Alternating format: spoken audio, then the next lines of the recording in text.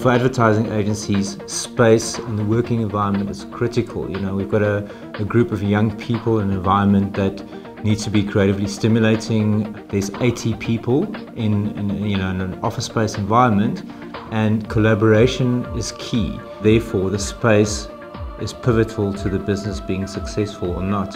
So when we decided to move into a new office space, we were very excited to work with the Paragon team. So on a regular basis, I think it was weekly, there was communication shared with the agency in terms of how the office space is developing. There were some photographs, and there was also the opportunity to give feedback to the team in terms of, what do you want from the space, what would you need, what makes it more comfortable for you when you come to work on a daily basis. And that feedback then was taken into consideration when we finally executed and moved into this particular space.